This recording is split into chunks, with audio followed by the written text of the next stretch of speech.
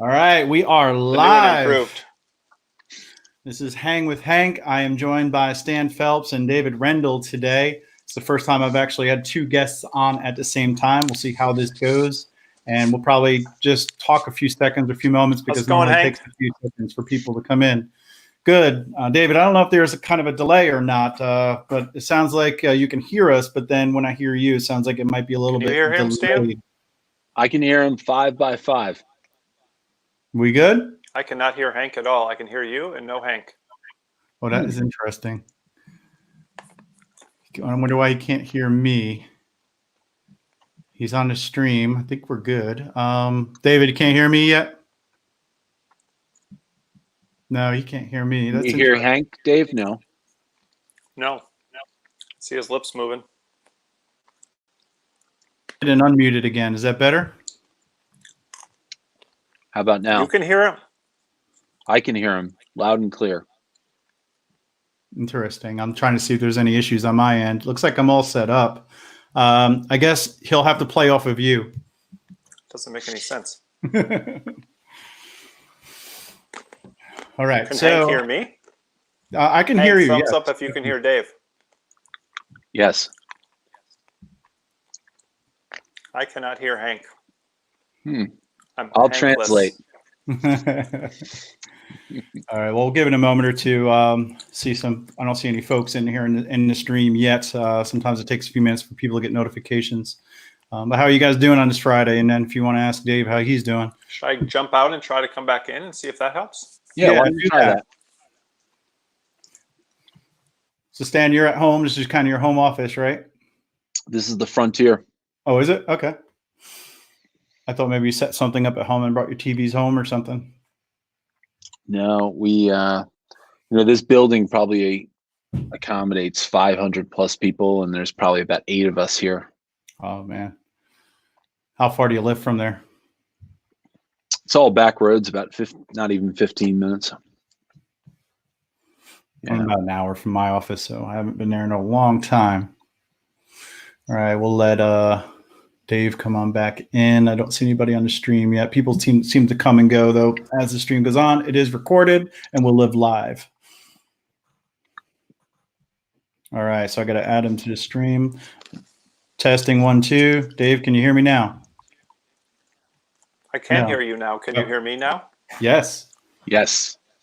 We are. There we go. All right. I was explaining earlier that this is the first time I've had more than one co-host on here too. So that's, always technology issues are going to happen. All right. So what I want to do is it choppy for anybody else? No, not at all for me. Stan? No. Oh. You getting a little bit of chop?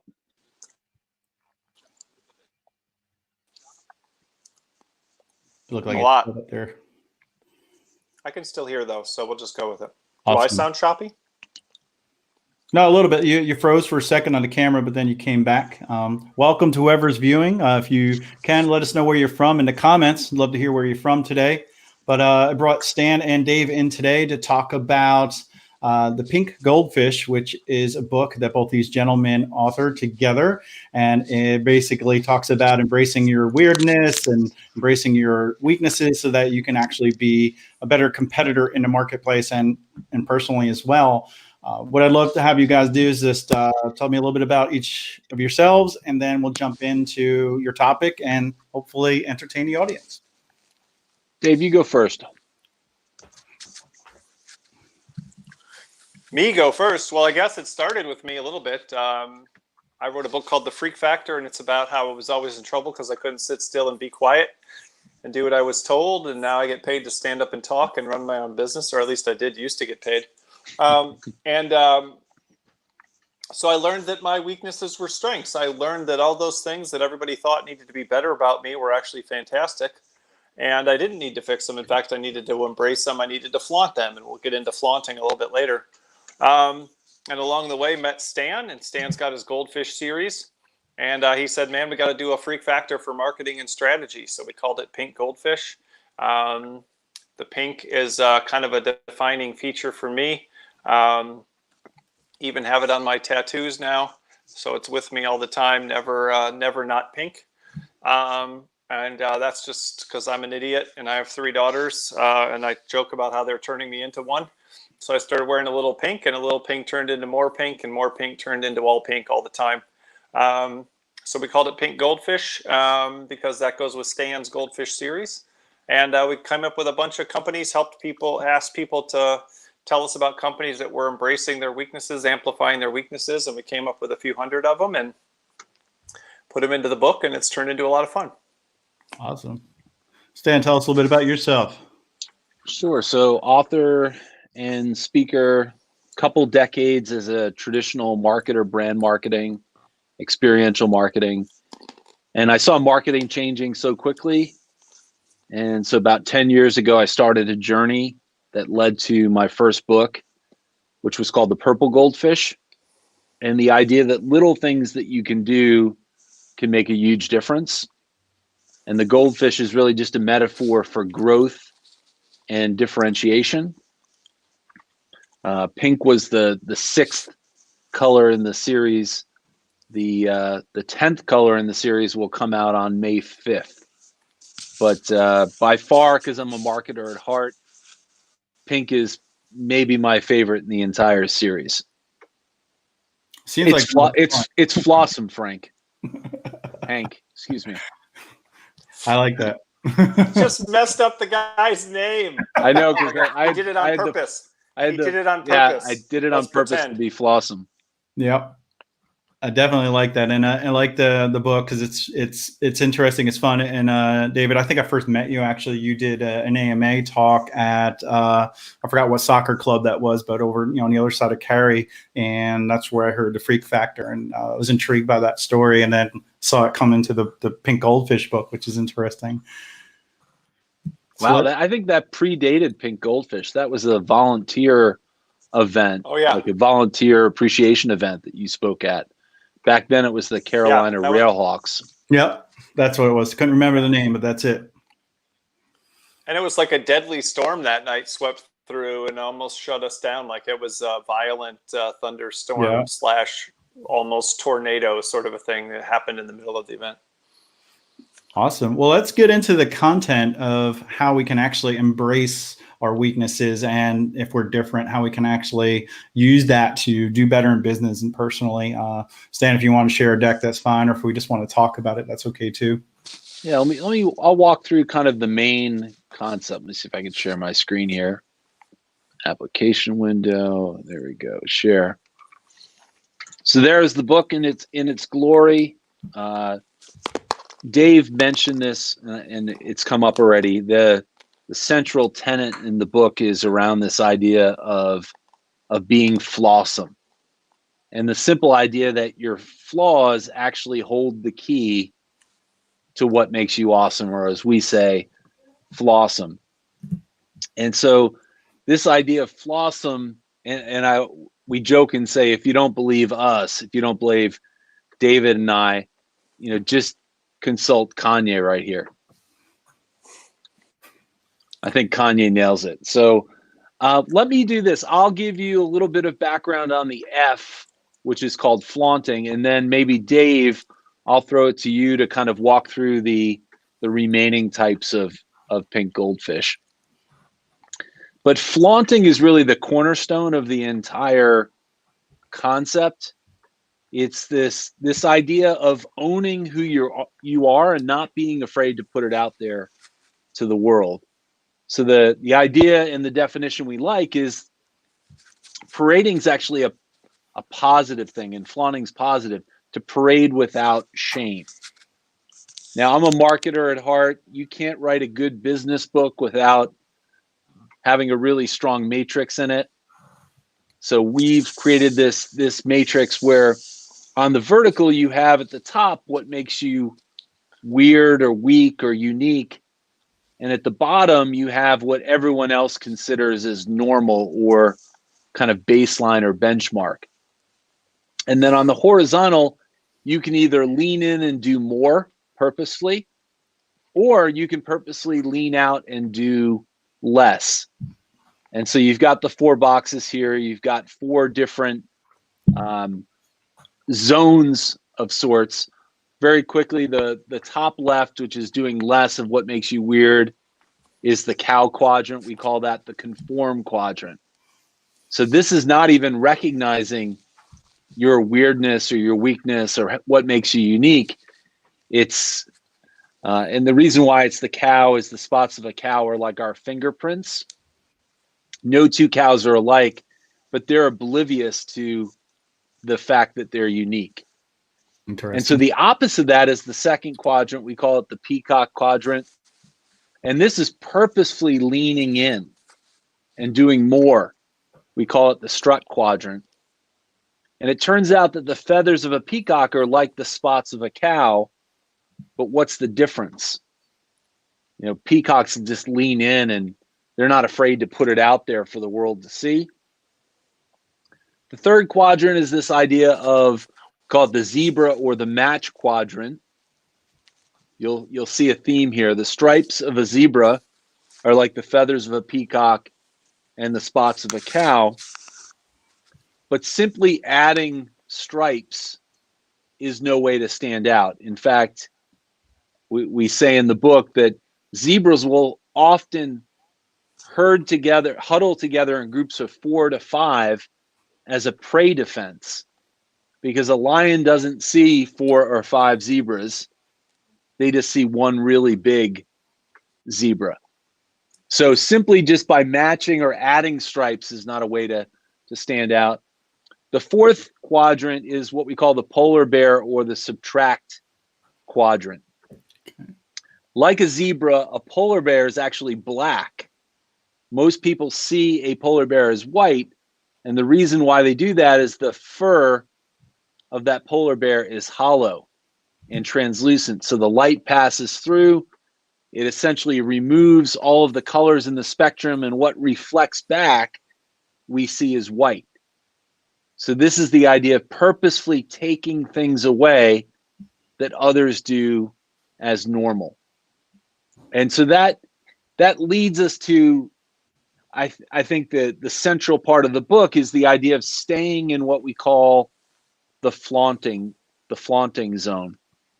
And so that just gives you an overview of, again, flaunting being kind of the cornerstone.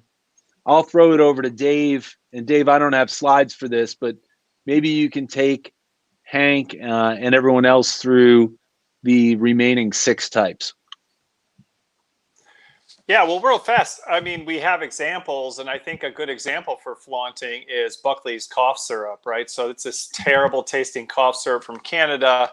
And instead of trying to make it taste better or make it minty or make it improved or make a light version, their slogan was, "It tastes awful and it works."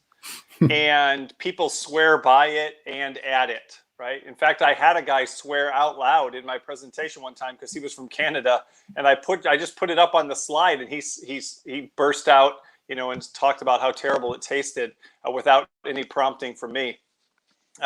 And so instead of trying to fix it, they went with it, and they basically kind of push you, and they tell you, if you really wanted to fix your cough, you'd take it like a man. You would harm yourself and taste this awful stuff. Yeah, one of their taste tests is they compare it to cardio workout perspiration, and then the person who does the taste test actually prefers the cardio workout perspiration instead of drinking the Buckleys. So that's really the essence of flaunting. You can't do anything if you're not flaunting. You can't do anything if you're not willing to own it and really accept it.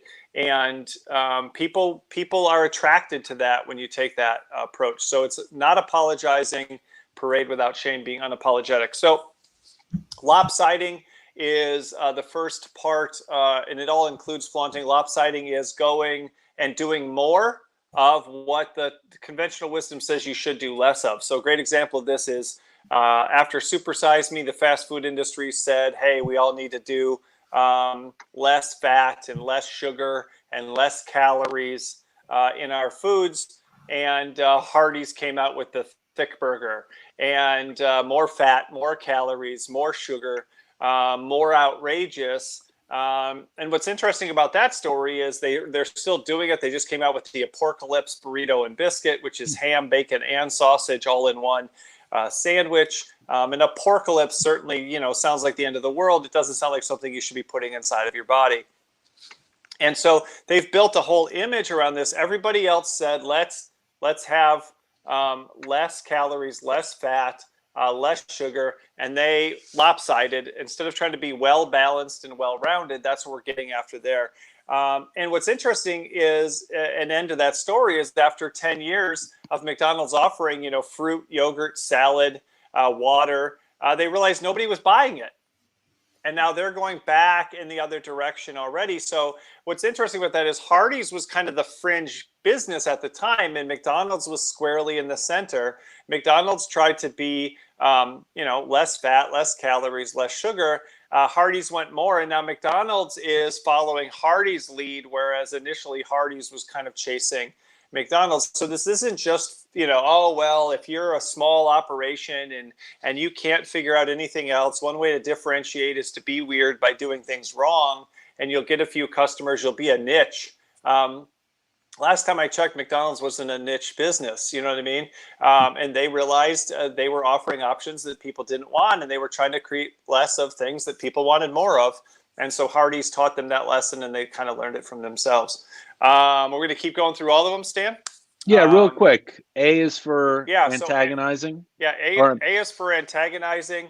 A great example of that is Alamo Drafthouse Cinema. They kicked this lady out because she talked and texted during a movie, and that's against their rules. She left this nasty voicemail. And again, most customer service is give her some coupons, apologize, try to work things out, call her on the phone, see what you can do to turn it around. And instead, they turned her voicemail into a PSA. They show it at the beginning of their movies, and they embarrassed her even further. They humiliated her even further. They antagonized. They made someone even more angry who was already angry. They didn't try to calm her down, and they don't apologize for it. And they even put it on YouTube and got more than 1 million hits of people listening to this. So that's antagonizing. She threatens to tell everybody in her voicemail. And the beauty of that is when she does, she's telling people like me get kicked out of the Alamo Drafthouse. So people like you would probably love it, right? She thinks she's tearing them down, but she's actually building them up because they're antagonizing the right person. W is for withholding. I was doing one of these earlier today. Fun example of withholding is like In-N-Out Burger. They still have the same menu they had in 1960. They're not offering chicken. They're not offering salad. They're not offering yogurt. You can get a burger with a few different stacks of burgers on it. You can get it with cheese, and you can get it animal style. You can get some fries, and you can get them animal style, and you can get some sodas and a shake. You want something besides that, go somewhere else. And they've become an institution and they haven't expanded even through the entire country, even though people are paying them to. They're kind of still in the Southwest and resisting that spreading. And so withholding is the opposite of lopsiding. It's doing less of what everybody tells you should do more of. Swerving, we won't spend a ton of time on. It just means that you can take small steps in these directions, going all the way in the other direction with lopsiding, all the way in the other direction with withholding. That can sound pretty daunting. So we try to give examples of things that are really small that people can do to at least get started in that direction with swerving. Opposing is another big one. O is for opposing. And so that's just doing the opposite. Again, not of, look at someone who's failing and do the opposite. No, look at someone who's winning and do the opposite. So a great example is REI on Black Friday, biggest shopping day of the year, and they're a retailer. And instead of opening early, massive sales, stay open late, cut the prices, advertise, hype it up, and staff up, they shut down. And they tell people don't shop here. Stan's withholding right now. You got his lost his lights because he's motion sensor. I thought that was part of the speech or something at first. I saw the lights. That's Stan's swimming workout. He's working on his working on my lats. And so REI has opt outside. They even shut down the website. They pay their employees. Some people are like, oh, well, that doesn't help your employees. They give their employees a paid day to go outside. They do the opposite of what everybody else does. And they succeed even though they're not open. They succeed because if profits have been up, memberships have been up, renewals have been up, sales have been up. And then the last one is M for micro weirding, a bunch of examples that Stan and I loved, and they didn't fit in any particular spot. And they're also good fodder maybe for some swerving, for doing something small.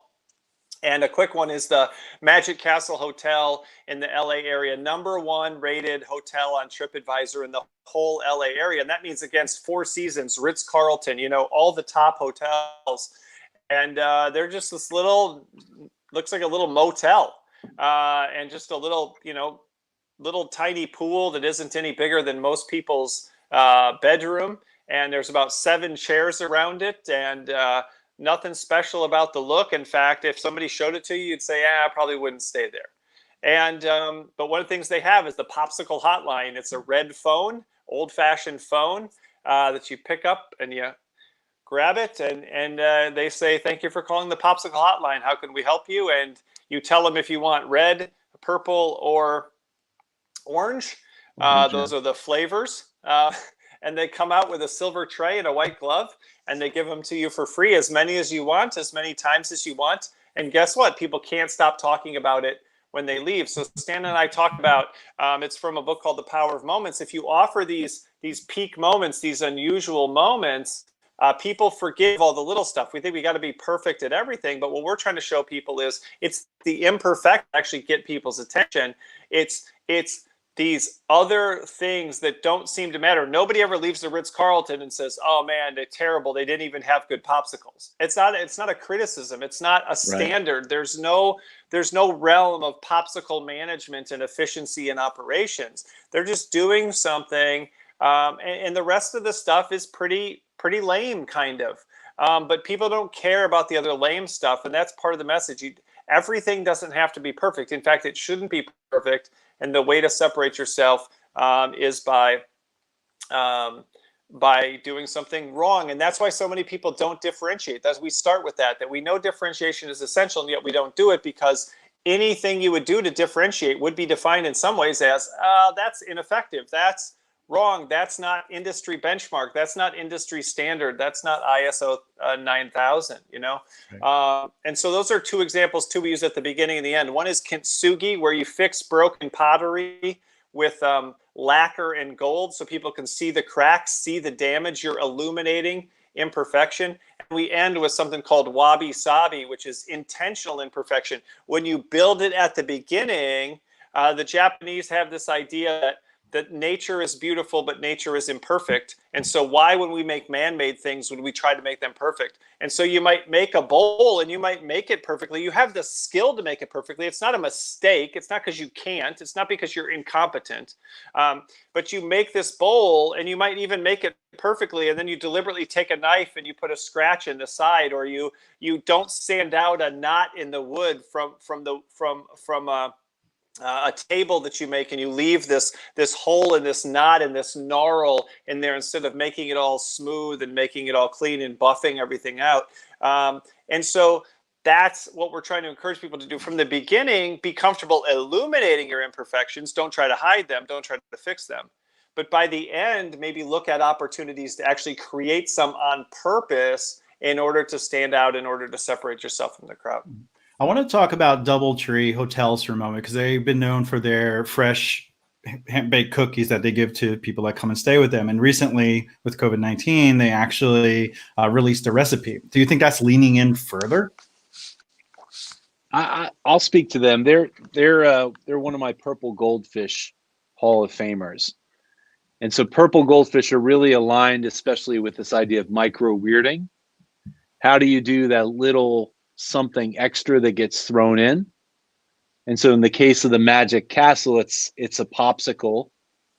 But what Doubletree has figured out, and they've been doing it since the 1980s, Hank, which is amazing. And back in the 1980s, it was commonplace for most hotels for VIP guests to do those little types of extras like fresh baked cookies. And they said, you know what? All of our guests are VIPs. And so they used to do it where they put it on your bed, on your pillow, but now it's that warm welcome when you check into a Doubletree. And they're on track, I think, in the next year to give away their 500 millionth chocolate chip cookie. And Wow. so, we talk about this concept of lopsiding and going further. So the idea of putting the recipe, which has been the secret for almost 40 years online for everyone to get, was that little step extra to extend their brand. So I think it's a great example of a pink goldfish. Right. And I have a feeling people that cook them at home, they just will not taste exactly the same as when you get them from the hotel. So people still go there. Yeah, absolutely. And Dave knows him. I always like to share this. Jeff Hazlett, who used to be the CMO of Kodak, once told me, he said he loved the Doubletree cookie so much that he says he dreams about the cookie when he stays at other hotels. It's that good. Wish I had a cookie right now. They all, by the way, they all come from Nashville, Tennessee. Do they? Okay. Little trivia. Didn't know that. Yeah. Cool. What's up next? How about for you, Hank? Have you seen any brands recently that kind of stand out by either doing more of what makes them unique or purposefully less of what others consider as normal? Well, with that contact who I work for, with the pandemic, we noticed that there's folks that had a need and they're struggling financially, but they still need to get emails out the door. And we've always had a nonprofit offering where we offer a discount nationally for nonprofits in North Carolina nonprofits, a small free account. We in turn turned around and said organizations that may need us, and associations that might need us, we're going to give them a free account as well. So we call that the community edition. We stepped up because that's what we do. We help small businesses grow, and we support nonprofits, and we support small business mostly through our support phone, email, and chat. But we wanted to take it a step further and offer that community edition for free when those strings attach. Nice. That little give back. I wrote just last week about, have you seen Uber's campaign that they've launched? Not recently. So that it's a really touching. Have you seen the commercial, Dave? It's about a little over a minute. And it's at the end, it basically shows people staying at home. And at the end it's a pretty touching spot. At the end, it says, "Thank you for not riding with Uber." Like that is so flawsome. Right. There's a local restaurant. I don't know if you've ever been to Saxbaha, but it's a little mill that they converted into a bunch of small businesses, a charter school. There's a local pub, a 5-star gas station. They call it because it's a restaurant and a gas station. And there's a guy named Bruce that said for $5, he'll deliver within 5 miles of the two restaurants that are over here. And I guess the Saxbaha General Store, which is the little restaurant, the gas station restaurant, came around and asked Bruce, hey, we kind of want to help you do this. And he partnered with him to give him more business. I think we lost David there. Hopefully he'll come back. Nice. But yeah, they partnered with him to help. So it kind of emphasized what he was doing, but also wanted to help the community by getting food to the local folks that needed it. Great. I love your little sign behind you, Defy normal. I customized that specifically for today's conversation. Yeah. All right, David's coming back. Let me add him in. All right. We lost you there, David. Was that nature calling, David? No, I was trying to see if I couldn't fix the sound. I was really struck on my end. Apparently you guys are fine, but I just wasn't able to hear, and I thought I might try something. So we'll see if it works. All right. Awesome. Gotcha. What other examples? I like the Uber one. I didn't see that one, but that's interesting. Thank you for not using Uber. Right. One that I've stumbled across recently, I was at Target with my daughters, and they're all, 18, 16, 13. They're not reading illustrated children's books anymore.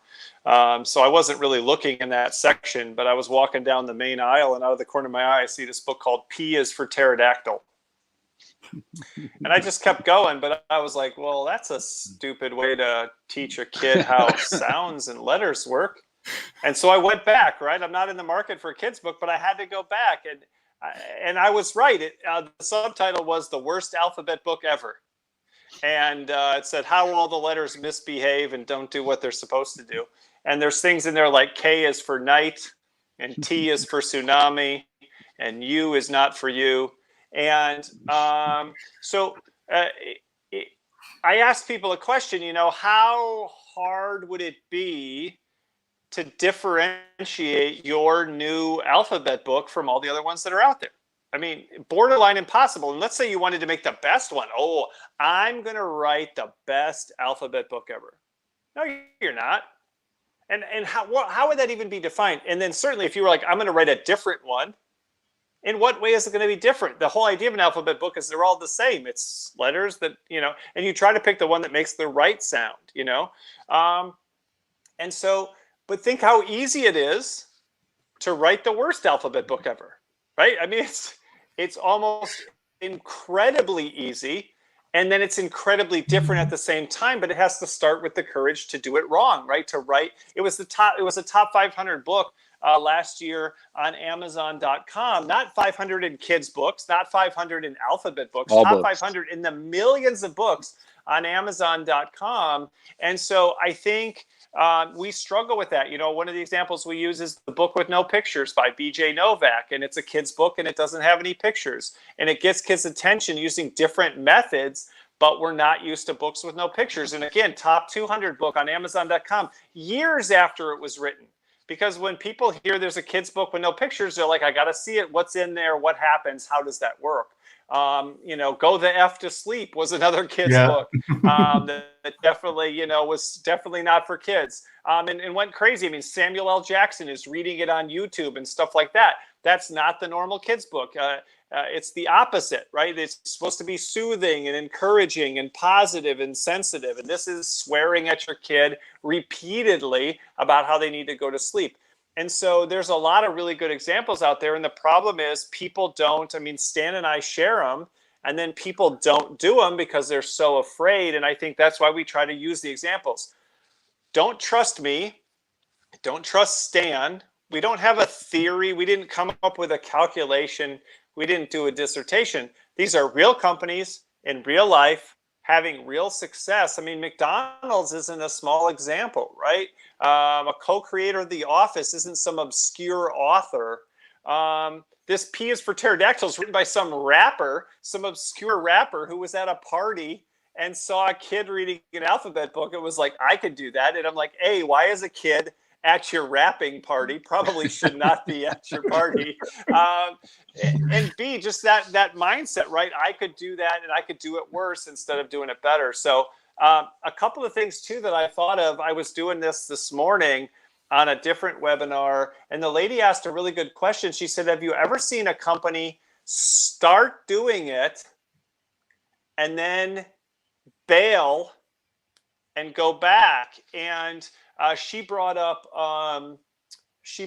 South Dakota. They came up with that public service thing, meth. We're on it, and I think it could have worked. There's the double meaning there. We're on it, meaning we're on drugs, which they are. They have a huge problem with that in the state, and we're on it, meaning we're focused on the problem. We're on this. We're taking care of business. I think it was great. It was getting people's attention. All they had to do was flaunt it, and instead they backed off and apologized, and the whole thing fell apart. They pulled the ads, they stopped using it, and it didn't work. So part of this is, it all goes back to flaunting if you don't have the courage. Same thing. Kmart was basically irrelevant. They were marginalized, and they came out with this great ad campaign called Ship Your Pants, which, especially now that we look at the way people want their stuff to be, they were basically betting on sending you the stuff, right? Betting on online sales. And they came up with a hilarious and irreverent ad. It could have totally got them connected to a new generation of shoppers and gave a certain group of people an option besides the traditional big ones of Target and Walmart. And instead they apologized and backed off. Burger King did it with their unhappy meals. Again, I thought it was a genius idea. You could have kept doing it for years. Different emotions, different feelings that people might be having and experiences. Very empathic. You could have got psychologists and other celebrities like Dr. Phil and other people involved. Instead, they took some criticism and they bailed off and they pulled the whole thing. They put out the moldy Whopper a few weeks ago to show that it's real enough to go bad, which is, I think, a great message. People freaked out and they backed off. So I think sooner or later, a lot of this comes down to sticking with it long enough to see it work. I mean, one of the ones that Stan and I, that I realized when she asked me that question was it was Kimpton. Stan built his whole Goldfish series around Kimpton hotels, giving you a goldfish as this companion when you're traveling and you're all alone and you're away from home. And I think it was a genius idea. And I don't think there's not a single human being in the world whose cause is goldfish abuse, right? There is nobody out there but PETA made a big deal out of it. And Kimpton decided that somehow they think that the people that stay at their hotels care enough about animal rights or something like that they needed to pull that. But again, I don't think that's true. When Five Guys burgers and fries can have peanuts spilling out over the whole store, when I get on a plane and if there's one person with a peanut allergy, they tell you don't open up any nut products on this entire flight, even those you've bought personally, that might be like a nut in a Snickers bar. It's all off limits for this entire flight. And then Five Guys is like, don't die, don't come here. I really think they could have kept the goldfish, but they just didn't have the courage to do it. And now what do they have? Right now, they're not offending anybody, but they lost their biggest fan in Stan, and now we're using them as a negative example instead of a positive example. So I think there's a lot of dead pink goldfish out there because they didn't have the courage, that they were on the right track and they just wouldn't stick with it. So they got flushed down the toilet is what you're saying? I got one that I hope maybe, it looks like they shifted, and we'll see if they continue doing it. I don't remember the name, but there's a museum out in like the Midwest or the West that because of the pandemic, they shut down, and I don't know if they the Cowboy Museum. Yeah. So the security guard took over the social media properties, and he's doing a great job. Will they keep him doing that, or are they going to go back to normal? It's going to be interesting to see. Right. Well, and that's a great example. He's doing a great job because he's doing a terrible job, right? That's the goldfish. He's so bad at it. He writes out the word hashtag. He's texting his grandson, but on Twitter, because he doesn't remember he's on Twitter. Instead, he doesn't know the difference between a direct message and a post. They ask him to take a picture by the selfie station, and he takes a picture of the spot that says take a picture here. He takes a picture of like the footprints where you're supposed to stand. So that's a great example of pink goldfish. And that's what I think they did have the courage. They could have shut him down. They're like, this guy's a moron making us look bad. And instead they just let him keep going, right? And it became this sensation because he was so bad it was good. And that's pink goldfish. Sometimes being bad at it is precisely, people are so tired of managed social media and it's done right. And it's like a resume that's done right. When your resume that's done right, it's done exactly like everybody else's resume. Yeah, you don't stand out. You're not. So then nobody even sees it at all. Social media done right. It's like every commercial on TV right now. We're in this together. No, we're not. We're not in this together. You're not in this with me. You're just some corporation. You know what I mean? And every commercial is the same. It doesn't even matter if we are in this together. Every commercial is so much like the previous one, and that's why the Uber one is good. It stands out, like Stan said. Don't ride in our cars.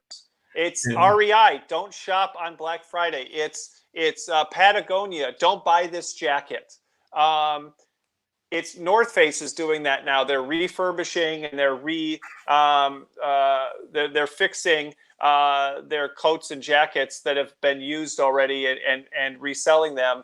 They're upcycling them or whatever. Those are examples that gets your attention because that's different. All of this, we're in this together. It's like you're watching the same commercial done by the same people, and at some point, it's not resonating anymore because it's just a bunch of nonsense. Right. I read a post on LinkedIn, and the guy said, "I didn't know all these CEOs and all these companies cared about me. Where have they been this whole time?" Right. So one of the things that I think I really like, I've got to do the wave again. One of the things I really like about our book is that we have an assessment built inside it. And so we list 44 strengths and 44 weaknesses. And it's interesting to have people go through that exercise of, really calling out their top 5 strengths and their top 5 weaknesses. And what you typically see that there's actually there's overlap there. And what they thought might have been a weakness actually has corresponding strength. So we talk about a very simple, we call it the 4A process, Frank. Frank. Friday. Am I doing You've got that? to, Hank, when you post this is the Frank interview. It's a Frank interview. I want him to be frank with us. It's a Frank interview. Is it okay if he's frank with us? No, Hank. So the first step is what we call awareness. So it's looking in the mirror and trying to understand what makes you unique, what makes you weird, and what in some cases what makes you weak. And what's interesting is that when we look in the mirror, we don't see I've never seen the back of my head, right? So we talk about how you want to ask your employees, you might want to ask your customers, but you might even go out of your way to ask your suppliers, because not only are they doing business with you, they're doing business with their co-hosts. So awareness. The second step is this idea of appreciation and really wrapping your arms around the whole thing. The third step is alignment. So once you know what makes you unique, is everyone else, when someone sees your website, does it feel like that uniqueness is there? And then lastly, we talk about a concept called amplification. So how do you either turn up the dial purposefully and do more, or in some cases turn it down and do less? And so that's the 4A format. Cool. Well, how does somebody identify, let's say it's a small business owner and they don't know they know some weaknesses in a way, but they don't really know how they can take a weakness and maybe flaunt or use it to their advantage. Is there a process maybe to try to identify that to make it become a strength? Yeah, well, I think a great example, Dave, you could probably go into. I mean, the irony is small businesses try to play much bigger and come across much bigger than they are. And what do big business do? They try to play small. And so it's understanding that you have inherent strength as part of that perceived weakness as being small. Elaborate on that, Dave. Well, yeah, I mean, I think to answer your question, Hank, I mean, that's why we created the assessment. I mean, since it's multiple choice, there's 44 strengths, there's 44 weaknesses. It's hard sometimes to sit around and think up, I wonder what my strengths are. But especially when you're seeing a series of them, it's easy to check some off and go, yeah, that's me. And then we show what the related weaknesses are. So, and even that, I mean, especially for businesses, most of them, if they can't come up with their strengths, they can definitely come up with their weaknesses. And to Stan's point, someone like, oh, I'm too small. Oh, it's just me. Oh, there's all the big guys out there. But instead of lamenting that, I was working with some digital agency owners last year, and they were all trying to play bigger than they were. And I was like, your advertisement, your marketing should be, we're smaller than you can imagine. It's just me. Here's my cell phone number. You're never going to get called by a junior associate. You always have a direct line to somebody with 30 years of experience in the business. I'm never going to hand you off to somebody who doesn't know as much about this as I do. I'm working out of my basement. Everything that I do is centered on helping you, not managing this worldwide empire. And I think that's really attractive to people. And that can be really, really valuable. And like Stan said, why would you want to be bigger? Because when you're bigger, then people spend all their time telling you that we're small enough to care and we're focused on you and we listen. Well, can we ever listen as well as you as an individual could listen to that one client? Probably not. So I think that's where the assessment comes in. Pick your strengths and weaknesses, and even just pick the weaknesses and then go to the next page and see how they're related to the strengths. And like Stan said, one of them is you're small. That means you can be flexible and quick and adaptable in ways that big businesses can't. So don't wish you were something else. Take advantage of the thing of the thing that you are. And if you're stuck, you've got to have some kind of goals or some kind of improvement plan. Look at it and see, where am I criticizing myself? Where am I apologizing? Where do I wish I could be better? What am I ashamed of? And, go to that last page of the assessment and it'll tell you what the other side of the story is. It'll tell you what the upside is. Oh, I'm brand new.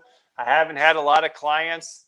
No, that's cutting edge. That's fresh. That's exciting. That's, untainted by old-fashioned ideas. Or you've been around for 100 years. We're solid as a rock, and we've got consistency, and we've got experience. You don't have to worry that you're not the newest and you're not the coolest. Yeah, you're established. So again, and so what everybody does is they try to, we're new and we're old. We're technologically advanced, but also experienced. We have the personal touch, but we're also global. And it's like, well, that's bullshit. That's just not, I don't know if we can swear on this show, but that's not true.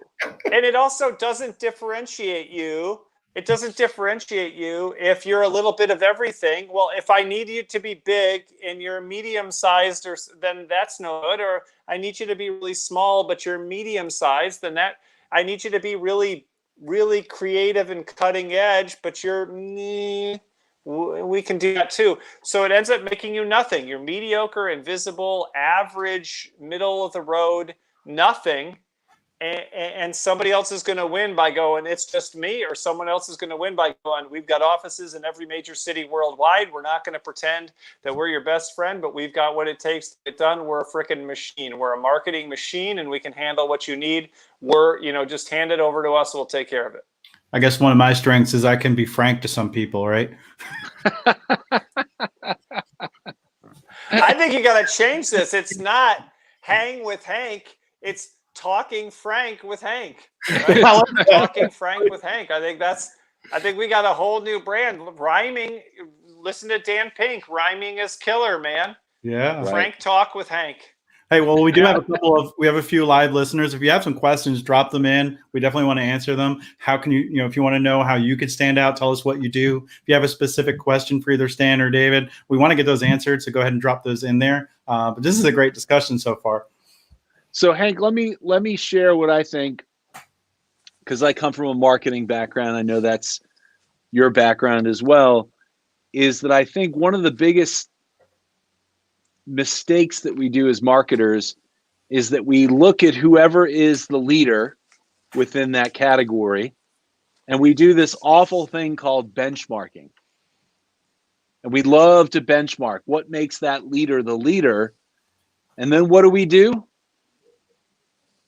We do the same exact things as what they do, which is not a road to differentiation. It's a road to sameness. And to quote Jay Baer, and I love this quote, he says, same is lame. And I think that the second big mistake that we do is that we're convinced as marketers that we can be good at everything. We can be all things to all people. And here's the truth. If you try to be great at everything, you're a master of none. And I think what really smart organizations do is that they figure out what really matters to the customers that they serve. They understand who they are and what makes them unique, and they double and triple down on those things. And in order to do that, they purposefully turn down the dial on stuff that doesn't matter. So this is as much about doing more of what makes you unique. It's also about purposefully doing less, not to follow everyone else. Right. No, I like that. With Eye Contact, we and a couple other, the J2 properties, Campaigner, Communicator, and SMTB, we all got together and said, how can we help other people through this? And we had a meeting every day for a couple of weeks, and now it's to every other day. But things that we can do to put out there for other people without thinking of how we're going to win. Like, because you mentioned double down and triple down. That's what we called it. It was like 3 times customer focus. How can we give more back to the people that need it? Even if it's not our assets or our information, how can we share share benign information or articles and tips and tricks that would help. And that's kind of how this started. Hang with Hank was a way that is not branded, eye contact, campaigner, communicator, anyone to an extent. It's like there's recognition for it because they're letting me do it, but it's just me getting on calls like this with you guys on live events and just putting out information that's going to help people.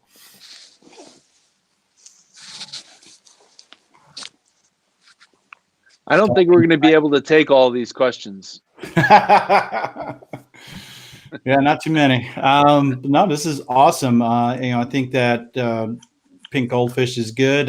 It's definitely something people probably are afraid to lean into and look at. What are some of my weaknesses, or what can I be doing? But David, you gave us a great example of your small company, how you can use that to your advantage. And it's like a plumber with one van. Somebody might think that I only have one van. I can't service everyone. So if I do all these big marketing campaigns, I'm going to get too much business. But he can leverage the fact that he's a father, that he is he's going to treat every customer like their family and give them the service. There's that guy that the locksmith, right? That I forgot. Oh God, what was the story about him? Like he did. Do you know about that one, David? It came to my mind, but I don't remember the details. Yeah.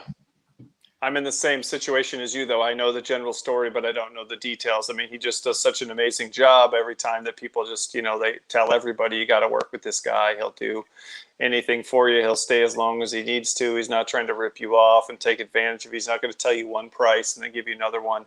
But he does something really specific that I forget about that. Yeah. I think he does like a free audit for people, as well as security audit. He gives back to his phone. Yeah. I'm trying to remember what it is, but that was a good one. I remembered him to an extent. Awesome. Well, it's Friday. It's getting close to 5 o'clock. I don't want to keep you guys too long. This will live on my YouTube and my Facebook pages. I tend to get more views after the fact. Trying to grow these. I don't know how much longer I'll be doing this Hang with Hanks, but I can always turn it around and call it Being Frank with Hank. That's a flawsome name. Where can we get the book if we're interested? My Uncle Jeff sells it. Out of the back of a van, right? Uncle Jeff Bezos. It's on Amazon. I definitely would recommend following Stan and Dave on social media. They share a lot of great information and also links to their books every now and then. Search Amazon for Pink Goldfish. You'll find other Goldfish that's written by Stan and some other co-authors as well. You said you have one coming out in May, another one? I do. It's called The Silver Goldfish. I was going to see if I could grab my copy of Freak Factor. That's really the parent to this whole concept. Freak Factor on Amazon. All that good stuff. Do you guys have Audible versions of those too, or what?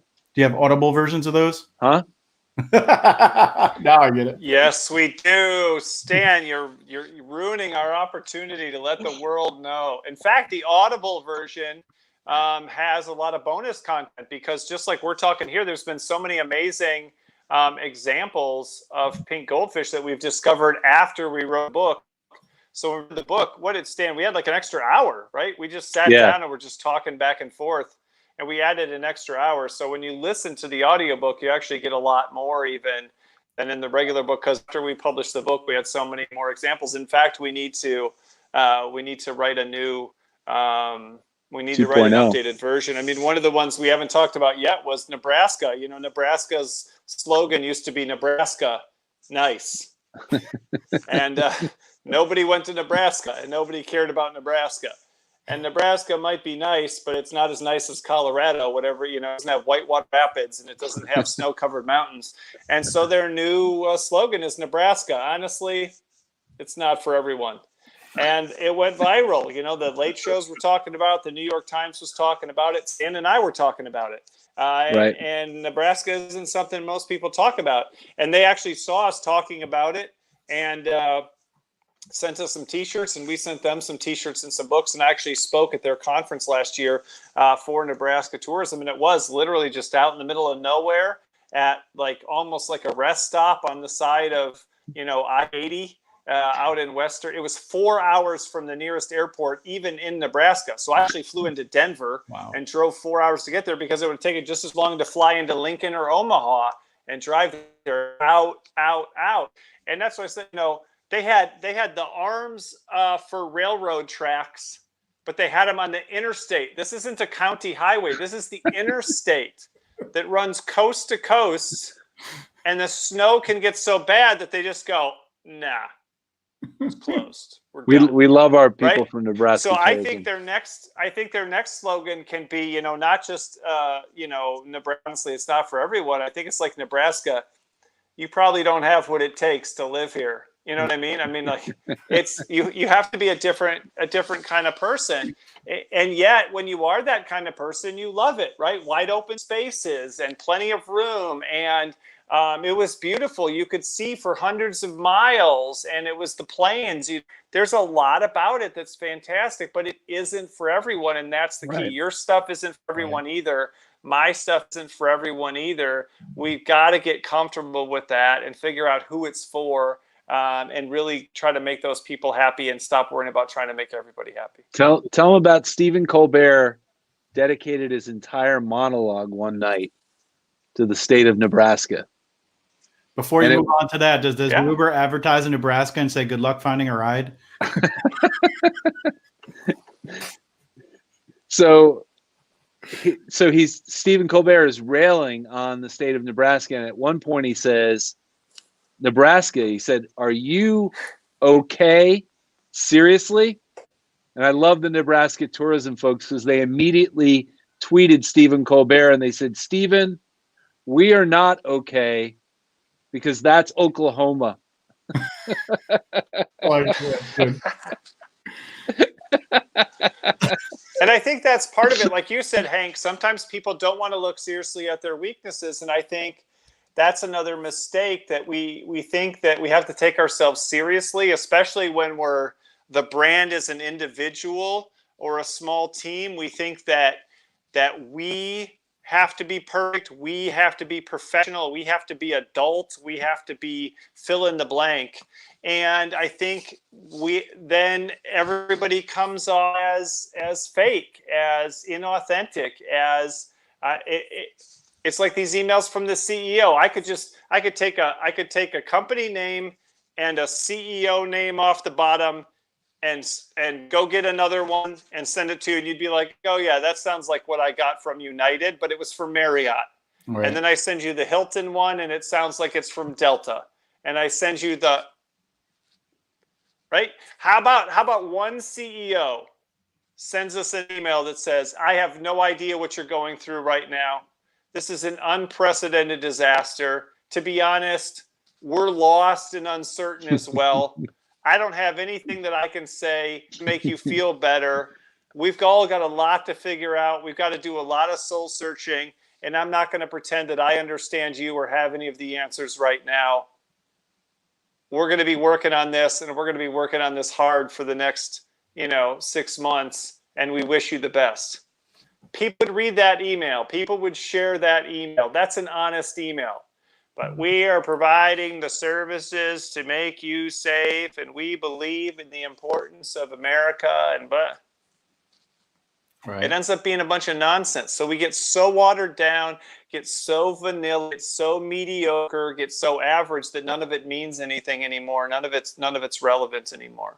Right. I saw. So there is an element of being vulnerable and being honest that's a part of this, and that's why the Nebraska example is so great. We're not for everyone, and I think everybody to some extent needs to be able to say, fill in the blank, we're not for everyone, and figure out who that is. Somebody was talking this morning about finding your ideal customer. I think the opposite is we'd all be, I think, a lot better off if we identified some people we didn't want to work with, we didn't want to please, we didn't want to connect with, we didn't want to do business with, and got real clear about that so we could talk about antagonizing those people and withholding the kinds of things they want and doing more of the things they don't want people to do. That would actually really clarify your brand, not pleasing this ideal customer, because even an ideal customer would be happy if you gave them everything for free. Who don't you want to please? Who don't want to connect with? Who's wrong for what you're trying to do? Who does get it? Yeah. No, it's important to know that. In the general store I was talking about earlier, they had a post on Facebook because or it might have been an email. I don't remember. It was one or the other, but the owner did have a heartwarming post. We're trying to figure this out. We're in this together. You know, we want to figure this out for you, make it a safe experience, because they do takeaway food and they allow it. It's a convenience store. So they, have gloves for everybody that comes in. And I guess they're just trying to figure it out. And he was honest, and I appreciate it. And I actually read that one where the other one's just like, oh, this is boilerplate. Right. Yeah. Good stuff. Any plans for the weekend, gentlemen? Chilling. I David, might stay at home this weekend. well, David, you ran, what was it, 100 miles recently, right? But it wasn't really long distance. Right? I ran 100 miles on Saturday and Sunday last weekend. Yeah, my race got canceled, and I decided to do it anyway. So I did 25-mile loops in my neighborhood until I finished 31 hours and 19 minutes of total time. I did some, my watch will calculate things like moving time. I was running actually for less than 23 hours. But I took obviously a bunch of breaks. After every 5 miles, I would come home, sit down, get something to eat, have something to drink, fill up my water bottles, maybe change my shoes, go to the bathroom, whatever it happened to be. And those breaks ended up being about 4 hours and 20 something minutes. And then in the middle of the night, between like 2 a.m. and 6 a.m., I laid down and actually went to sleep for a little while because I had 32 hours was the deadline. And I figured, again, managing your fatigue and managing your sleep, I could have kept running, but I thought the rest might help me, and it did. And I really came back stronger and was able to finish out. So I ran from 1 p.m. on Saturday till just before 9 p.m. on Sunday. And finished. And my farthest race before that was 50 miles. So, I had no idea if I could do it. I had no idea if I was just going to break down and not even be able to walk. I had no idea, what was going to happen. So it was a big breakthrough for me from a goal standpoint. One of my other goals was to do some Ironman races this year, and that's probably not going to happen just because, I've lost all my income. I don't need to be spending it on Ironman races. And B, they're just not even having them. Quebec just canceled all public events through the end of August. And so even an Ironman race that I did last year in Mont Tremblant is already canceled. And they're saying it's postponed until next year. But when you have it annually, it's not postponed until next year. It's canceled. That's what that is. That's called canceled.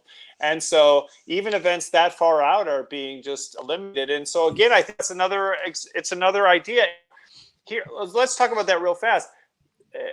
Some virtual events seemed silly in a world of life events. And now people are pumped up about the virtual ones. Can I get a medal? Can I get a t-shirt? How far do I have to go? I'll post my results. You post your results. Ironman has had 3 virtual races already. And in the second one, I participated in both of the first 2. The last one was when I was running my 100-miler. Both of the first 2, the second one already, they had 11,000 people complete it. Wow. And an average Ironman has about 2,000 people in it. So you get to compare yourself to all the other people. You get to get ranked. You get, you don't get a medal and stuff, but it's also free. But then I started finding all these other ones online. You can do the quarantine 5K and they'll send you a medal, and you can get a t-shirt if you want. You can do it against your friends and you can set up a team. Those people all seem kind of fringe and silly. And now people are like, I'm a full grown adult, but I got to be honest. I need that medal. I need that t-shirt. I need that. Tell them about the Barkley Marathon. No, people are struggling to train on their own. And so I think that's it. So they went from weak and weird and not as seen as valuable. And then now when you're an Ironman or you're a Spartan race, your business is worth exactly 0. You can't do your business. And then these virtual races are like, we're ready to go. We'll send you the medal. We'll send you the t-shirt. We've already got it all figured out. We'll download your Strava results or your Garmin results or your Fitbit results. So that's a great example of how when a situation changes, something that looked like a weakness becomes a strength, and the dominating partners, Ironman, New York City marathon, Spartan races, they start to look stupid because they can't even, can't even do their jobs. The airlines are out of business, and then everybody's all about the Zoom, or in this case, StreamYard. And so, there's different winners and losers in different situations. And what looked really strong all of a sudden becomes worthless when the situation changes. Right. I really like that example because we're all speakers and we've been going through the cancellation of all these events. I was supposed to speak last week at Content Marketing Conference and I was asked to do it virtually. I think those types of companies, especially in marketing and digital marketing, they can shift really quick and just spin something up virtually where, a marathon, that takes some thought on what to do and how do you get this data from all these devices and make it be a competition. Because I can just write something on paper and say, oh, I ran 100 miles, right? But if you actually have the data, you can confirm it. And I didn't think that was happening, and it's awesome that you can actually do that. Yeah, so I'm already thinking about creating a bunch of my own. I'm going to do a 2-mile ride on my indoor bike. I'm going to climb the stairs in my house until I've climbed the height of Mount Everest. And I'm going to come up with a bunch of other ones along the way, like Kilimanjaro and like Mount Washington. And there's a whole bunch of steps along the way. When I do my next 100, I'll probably do 100 miles on the bike and then 100 miles of running. And next time I run 100 miles, I'll probably run 104.8 miles because that's 4 marathons back to back to back to back. 104.8 miles, 26.2 times 4. So I think there's a certain amount of freedom in do it when you want, do it how you want, be creative and do your own thing, schedule it for the weekend that you want. All those kinds of things that a real race can't provide. Again, there's huge, people say, how do you do it alone? How do you do it by yourself? When people do these long ultra marathons, they have a crew van and they have a bunch of people packed in there with some coolers and they're trying to lay down on some cot. I had my house, my 2 refrigerators, 2 freezers, all of my family where they could do whatever they wanted except for the 5 minutes when I came home and asked them to put water in my bottle. It was a huge advantage. It wasn't worse. It was just different. Yeah. And it was better in a lot of ways. I wasn't stumbling through the dark somewhere with a backpack hoping to find the next aid station. I was doing a loop that I was familiar with, running on asphalt, all those kinds of things. So I think, that's a challenge right now for people is what is good about the bad parts of this situation instead of focusing on what's bad compared to the good that you were used to. I've been copying and pasting this same message to people who ask me how it's going. I'll see if I can pull it up here real fast. But people are like, people will keep checking in with me, how's it going?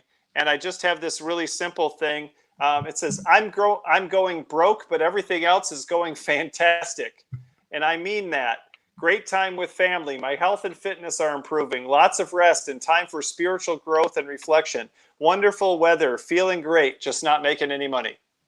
Right. And that's the situation. And so, and some things have been working out. I've been doing all sorts of free things like this. And I've been busier than I've ever been while making absolutely nothing.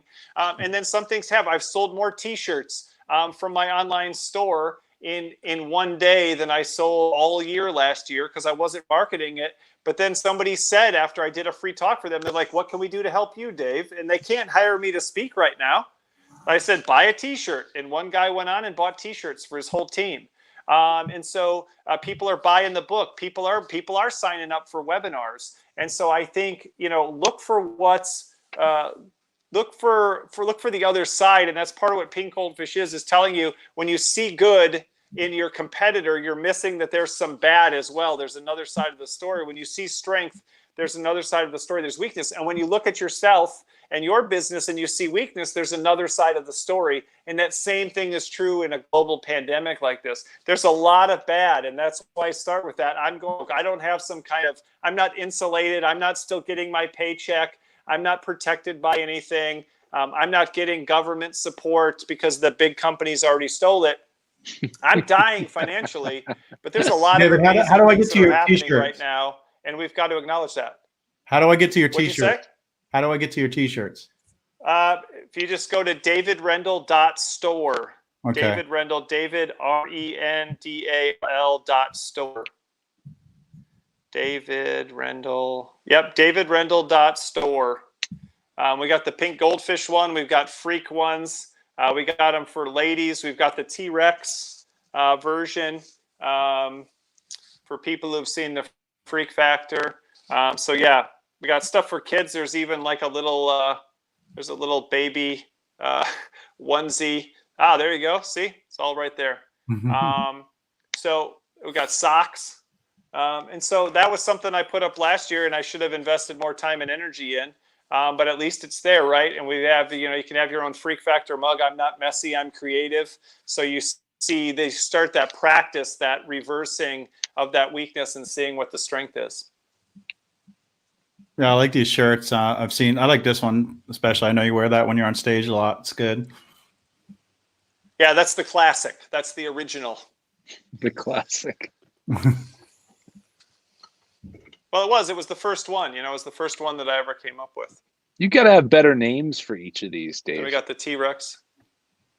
Say that again, Stan. You should call that shirt the classic. The classic. Call it the classic.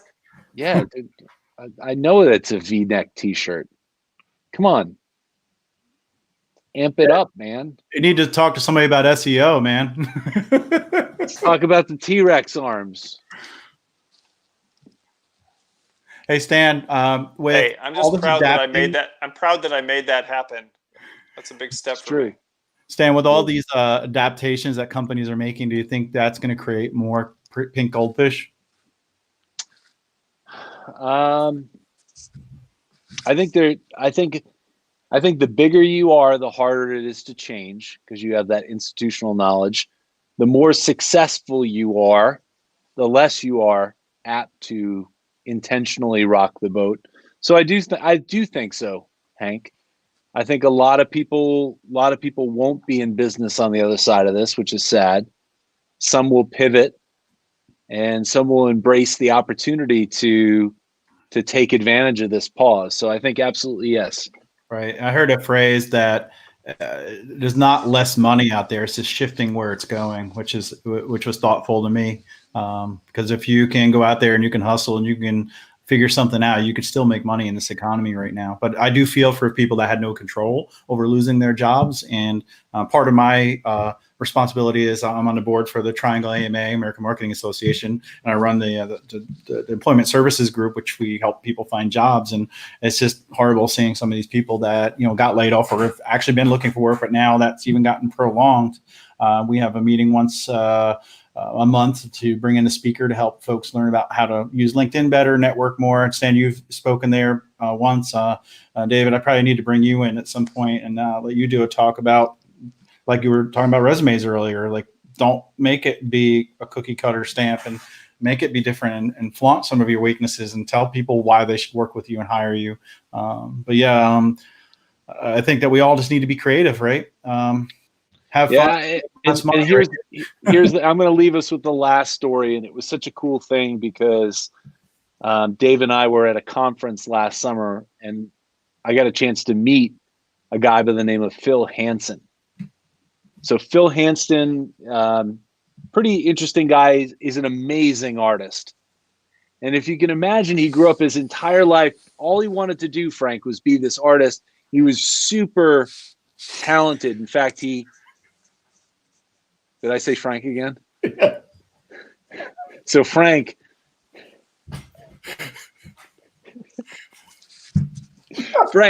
he specialized in what's called pointillism. And so he would spend time creating all these little tiny dots. And the thing was, over the course of time, he literally started to get nerve damage in his hand. So much so that his hand would uncontrollably shake. So you talk about a guy who spent like a couple of decades training to being the only thing he wanted to be in life and to have it taken away from him. And finally he was at like wit's end. There was nothing he could do, surgery, nothing. Finally, his doctor just looked at him and said, Phil, embrace the shake.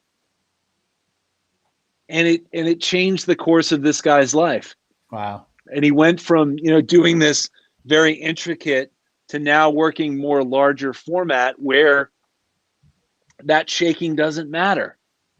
And if you get a chance to see some of his work, he's got an amazing TED Talk. But sometimes if you can't control it, man, you got to embrace it. Right. I think that happens to a lot of people. They have this life-changing event and they wallow in it, right? And they feel bad about themselves and they don't want to rise to the occasion where, sometimes you can take that and have it become an asset and adapt and do something different. Somebody loses one job, they might be able to it might be a blessing in disguise. They might be able to do something on their own and it pushes them to actually do something. And then other people will just say, why me? And corporate America did this to me, and they blame themselves, and then it takes them a long time to regroup and do what they need to do. Here's all you need to know about human nature. Who's happier after a year? Those who have won the lottery or those who have had a debilitating, paraplegic type of accident? Who's happier? Right. There's no difference. I think the latter, right? Some people.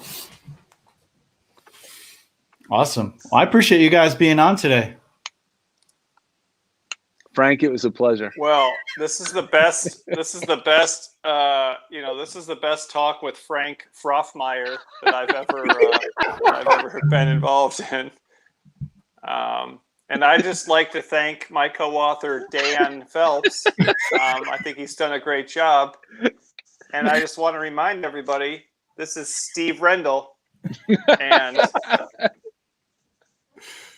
What's so funny is people that don't know me that watch this are going to say, hey, Hank had this guest on and he didn't remember his name. But Stan and I, we go to meetings together. We know each other. We've known each other for years. Yeah, you guys aren't casual acquaintances. Not know what podcast he's on.